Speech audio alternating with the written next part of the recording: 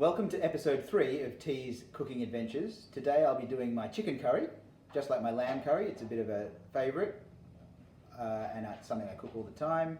It's a bit of a mishmash of my mum's cooking, my dad's cooking from Sri Lanka, a bit of stuff that I picked up along the way, and lots of easy cheats to try and make sure that the process doesn't take too long. It's really quick and easy, probably 15-20 minutes of prep and then another 50 minutes to an hour to cook, depending on how quick the chicken cooks. We're cooking quite a lot today, so we can store some for lockdown. As usual, got my scotch glass. Cheers. First thing we're going to do is prep the chicken. We've got about 1 kilo to 1.2 kilos of chicken there. Usually the chicken thighs. Usually I throw in a couple of chicken thighs with the bone on as well, but they didn't have any at the butcher, so this is just boneless. The bone can actually give it a bit of extra flavour. The skin's been removed, but there's still a fair bit of fat that we need to try and get off, so we'll just work through that. Of course, you can use chicken breast if you want, but the thigh tends to stay a bit juicier and it's good, cooks quite well. Want to have nice big chunks, so probably about 1.5 inches squared. Doesn't have to be too scientific. I just go with some big chunks that chuck in. They'll cook down a little bit as well. Alright, once that's all chopped up, get a nice big bowl of chicken.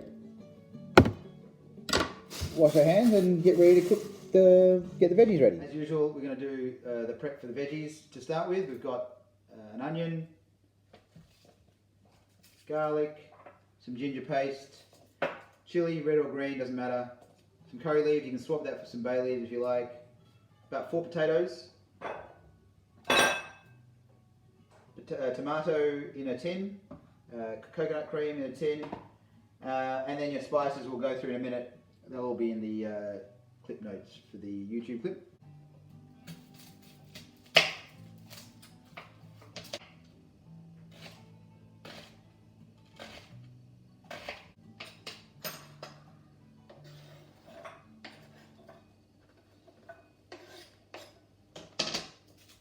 I'm going to put an extra clove in actually. I forgot how much chicken there is. I'm going to do 4 cloves of garlic.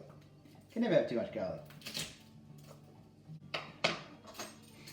Garlic press. Pop the garlic in and give them a good crush. Potato, give them a peel. Chop them into nice big chunks. Not that big, similar size to the chicken really. Not too big, otherwise they won't cook. Tomato, just big chunks. We're going to just chuck that in and it'll just break down in the sauce. And the chilli, make sure you wash it. Lots of ways to do this. I'm actually going to put the whole thing in, just cut it in half and then slice it small. You can actually just chuck it in as 2 whole ones so you can take them out again, or you can de-seed it if you don't want it to be too hot at all. I like a bit of heat, so I'm going to leave the seeds and I'm going to leave the chilli. Cheers. So we're good to go. First we're going to brown off the chicken. Again, as usual, I like to use a bit of ghee. Brown it off in batches so you don't crowd the pot.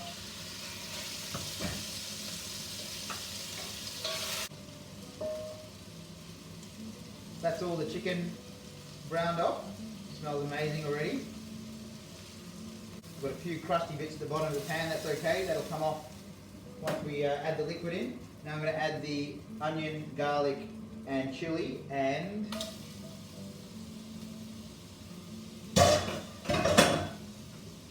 about 1 tablespoon of ginger, and we're going to caramelise that onion. You don't cook it too much, so it's not overcooked, because we don't want the chicken to the onion to overpower the flavours, but we definitely want to brown that onion a bit. Just going to add in a cinnamon stick as well, just hold it in there. About 1 tablespoon of mustard seeds and 1 teaspoon of fennel seeds. And then give that a good fry up. Also got my curry leaves. You can have a bay leaf if you haven't got any curry leaves. I'm going to use about 6 curry leaves. As you can see, that's browning nicely. Lovely smells, and you can see that little bit of crust on the base there, but that'll come off in a minute when we add the liquid. Alright, going to add the chicken back in. Make sure you get all that juices that would have come out while it was resting. And now we're going to add in our spices. I'm going to put in half a teaspoon of turmeric, half a tablespoon, not too much. 2 tablespoons of paprika powder. A teaspoon of chilli powder. You can always add more in later if it's not hot enough. 2 tablespoons of gara masala. 1 tablespoon of ground coriander seeds. And 1 tablespoon of ground cumin seeds. In fact, maybe a tablespoon and a half. And then we're going to give that a stir. Add in the tomato paste. This is about 2 tablespoons worth. Now we're going to add in some sauce. I'm going to go that tin of peeled tomatoes. We're going to use the sauce in there. Mum always had a trick of just getting a knife and just cutting them up a little bit over the pan. Otherwise, they're not too lumpy, but we'll just break it up a bit when it comes out of the can. Another little trick, just using a little bit of hot water just to add a bit more liquid, get the rest of that juice out of the tomato tin. And now you can start using that liquid to take the little bit of crust that's formed off the bottom, off the pan. And then we're going to add the chicken stock in. Now we've got that simmering away. We're going to add in those quarter tomato and the potato. Make sure there's no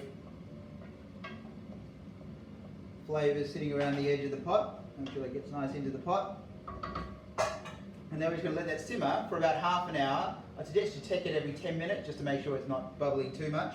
Just a nice gentle bubble, and obviously that's not getting burnt on the bottom, so it might be worth just giving it a bit of a stir every 10 minutes. But let's give it half an hour and then we'll come back and check it. We'll do that with the lid on.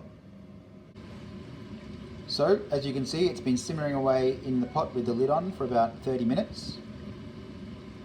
It's a little bit wet for my liking, a bit too much sauce. So what I'm going to do now is I'm going to leave the lid off and let some of that sauce bubble off a little bit. But at this point, I'm probably going to have a little taste.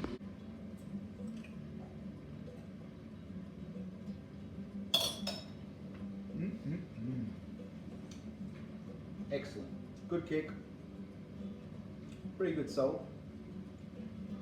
Might add a little pepper, and it probably needs a little bit more sweetness. Add a teaspoon of sugar. Just check the taste of that sauce now.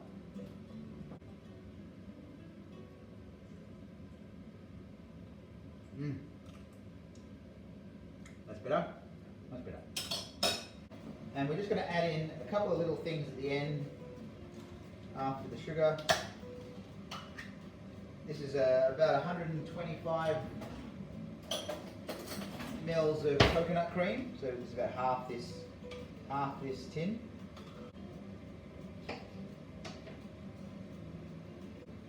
And half a lemon. I'm going to let that cook down for another 20 minutes or so. See if we can get a bit of the fluid off so it's a bit thicker.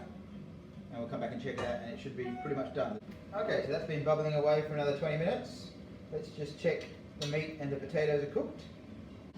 As you can see, all done there. Beautiful flavours, a little bit wetter than I'd like. I'd like that a bit drier, but look, it's still going to be tasting amazing. Serve it with rice, some veggies, even some frozen veg, the dal I made the other day, and I'm going to make a cauliflower dish later on in the week that you might find goes really well with this.